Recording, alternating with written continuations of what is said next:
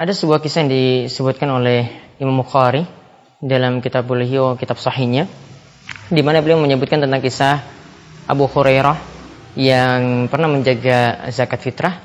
Kemudian kala itu dia didatangi oleh seorang pencuri, dan ternyata pencurinya adalah setan.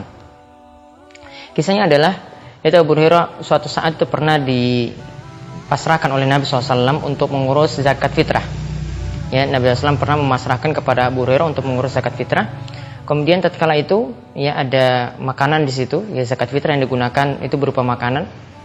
Lalu ada seseorang, yaitu seorang pemuda itu datang menghampiri ya makanan tersebut. Dia itu kemudian menjatuhkannya, dan kala itu dia kemudian mengambil atau mencuri ya makanan tersebut. Kemudian akhirnya ketahuan oleh Abu Hurairah. Kemudian Abu Hurairah tatkala itu menegur dia, saya akan mengadukan kamu kepada Rasulullah SAW. Kemudian tatkala itu dia katakan, ya pemuda ini yang mencuri itu kemudian mengatakan, ini muhtaj, sesungguhnya aku ini dalam keadaan sangat butuh sekali, dan aku juga memiliki keluarga ya yang butuh pada makanan tersebut. Ya, artinya dia itu orang yang sangat butuh sekali sehingga terpaksa untuk mencuri. Kemudian akhirnya Abu Hurairah karena merasa kasihan dengan orang tersebut, dia melepaskannya tatkala itu. Kemudian di pagi hari dia mendatangi Nabi SAW. Kemudian Nabi SAW itu bertanya kepadanya, apa yang dilakukan oleh tawananmu semalam? Apa yang dilakukan oleh tawananmu semalam? Kemudian akhirnya Abu Hurairah itu mengatakan bahwasanya, ya, dia mengatakan kepada Nabi SAW, wahai Rasulullah, sesungguhnya tawananku tersebut dia mengadukan dia itu penuh kesusahan, sehingga aku membiarkan dia mengambil makanan-makanan dari zakat fitrah tersebut. Kemudian Nabi SAW itu mengatakan kepada Abu Hurairah, ama innahu qad kadzaba wa sayaud. Ya, ketahuilah bahwasanya orang itu adalah pendusta dan nanti besok akan kembali lagi. Hari kedua kejadian yang sama. Abu Hurairah kemudian tatkala sudah diberitahu oleh Nabi SAW seperti itu, dia kemudian mengawasi zakat fitrah itu lagi. Dia betul-betul mengawasinya. Lalu setelah itu orang tadi datang lagi, kemudian dia menumpahkan makanan tersebut, makanan dari zakat fitrah, kemudian dia mengambilnya atau mencurinya. Kemudian ketahuan lagi oleh Abu Hurairah. Kemudian Abu Hurairah itu mengatakan kepadanya, sesungguhnya aku akan melaporkanmu kepada Rasulullah SAW. Kemudian dia mengatakan yang sama, aku ini adalah orang yang butuh, ya jangan laporkan aku. Aku ini orang yang sangat butuh sekali, jangan laporkan aku. Ya. Kemudian hari kedua seperti itu, di pagi harinya Nabi SAW itu bertanya kepada Abu Hurairah, apa yang dilakukan oleh tawananmu semalam? Kemudian akhirnya Abu Hurairah itu mengatakan seperti pada hari pertama, bahwasanya karena merasa kasihan dia itu orang yang betul-betul butuh, maka kemudian dia Abu Hurairah itu melepaskannya. Maka Nabi SAW mengatakan seperti pada hari yang pertama, ama innahu qad kadzaba wa sayaud. Sesungguhnya dia itu adalah orang yang pendusta dan nanti akan kembali. Kemudian pada hari yang ketiga terjadi hal yang sama pula. Orang tadi sudah diawasi oleh Abu Hurairah, tetap datang, kemudian dia menumpahkan zakat fitrah, ya menumpahkan makanan yang dari zakat fitrah, kemudian dia itu mengambilnya atau merampasnya. Kemudian ketahuan lagi oleh Abu Hurairah, kemudian Abu Hurairah ya dengan keras menegurnya, ini sudah 3 kali loh kamu ya selama 3 malam ya merampas makanan dari zakat fitrah tersebut. Aku akan benar-benar melaporkanmu kepada Rasulullah SAW. Kemudian orang tadi itu mengatakan kepada Abu Hurairah bahwasanya, ya, lepaskan aku, biarkan aku akan mengajarkan kepadamu suatu kalimat yang sangat bermanfaat. Ya, suatu kalimat yang sangat bermanfaat. Yaitu, lalu Abu Hurairah katakan, apa kalimat tersebut? Ya, kemudian orang itu mengatakan bahwasanya jika engkau tuh mau tidur, ya, ketika engkau mau pergi ke ranjangmu, maka bacalah ayat kursi. Ya, bacalah ayat kursi, Allahu la ilaha illa huwal hayyul qayyum. Bacalah ayat kursi. Kemudian hingga engkau menyelesaikan ayat tersebut, dan dikatakan juga hingga engkau menyelesaikan surat Al-Baqarah. Faedahnya apa? Dikatakan oleh orang ini, faedahnya adalah Allah akan senantiasa menjagamu, dan juga ya setan itu tidak akan mendekatimu, tidak akan mengganggumu sampai pagi hari. Kemudian Abu Hurairah kemudian biarkan orang itu tadi pergi. Lalu di pagi harinya Nabi SAW itu berkata kepadanya, sama seperti hari-hari sebelumnya, apa yang kamu lakukan dengan tawanan semalam? Kemudian Abu Hurairah mengatakan bahwasanya aku melepaskannya dan dia itu mengajariku, katanya ini adalah kalimat yang bermanfaat. Apa yang dia ajarkan?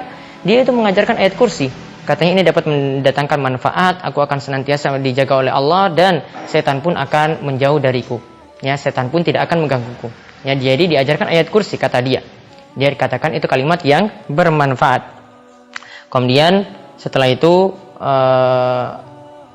Abu Hurairah menjelaskan seperti tadi. Kemudian Nabi SAW itu bersabda, ya, ama innahu qad sadaqaka wa waqadhu. Untuk kali ini, yang terakhir ini, dia itu benar-benar jujur. Untuk terakhir ini dia benar-benar jujur. Namun asalnya dia itu adalah pendusta. Namun asalnya dia itu adalah orang yang suka bohong. Kemudian Nabi SAW itu bertanya kepada Abu Hurairah, ta'lamu man takhatib mundu salasi layalin, ya Abu Hurairah, tahukah engkau siapa yang kau ajak cakap, siapa yang kau ajak bicara selama 3 hari tersebut, selama 3 malam tersebut? Kemudian Abu Hurairah mengatakan, la, aku tidak mengetahui. Kemudian Nabi SAW mengatakan, zaka syaitan, itu adalah setan. Jadi selama 3 hari tadi yang menemuinya itu adalah setan. Setan yang berubah wujud menjadi manusia. Beberapa pelajaran yang kita bisa tarik dari hadis ini. Yang pertama, setan itu bisa berubah wujud jadi manusia seperti yang terdapat dalam kisah ini. Ya, setan itu bisa berubah wujud ya dalam beberapa bentuk, ya, di antaranya adalah manusia seperti ini. Begitu juga setan dahulu pernah berubah wujud juga menjadi Suraqah bin Malik yang ketika itu memberi semangat kepada orang-orang musyrik dalam perang Badar. Ya, kemudian faedah yang lainnya, hadis ini juga menunjukkan bahwasanya zakat fitrah itu boleh dikumpulkan di suatu tempat, kemudian nanti setelah dikumpulkan itu dijaga, lalu nanti disebarkan kepada orang yang berhak menerimanya. Kemudian hadis ini juga mengajarkan, ya, bagaimana seseorang ketika dia itu dalam keadaan punya masalah, dia boleh mengadukannya kepada hakim, ya, ketika ada masalah seperti itu. Seperti Abu Hurairah ingin mengadukan masalahnya kepada Rasulullah sallallahu alaihi wasallam. Kemudian hadis ini juga menunjukkan bahwasanya para sahabat itu sangat mendengar sekali apa yang dikatakan oleh Nabi sallallahu alaihi wasallam. Tadi Abu Hurairah dikatakan oleh Nabi sallallahu alaihi wasallam bahwasanya nanti orang itu akan kembali. Maka langsung Abu Hurairah tetap mengawasi zakat fitrah karena mendengar Nabi SAW tadi mengatakan bahwasanya orang itu akan kembali. Saking percayanya seperti itu, manut atau betul-betul mendengar apa yang dikatakan oleh Nabinya Sallallahu Alaihi Wasallam.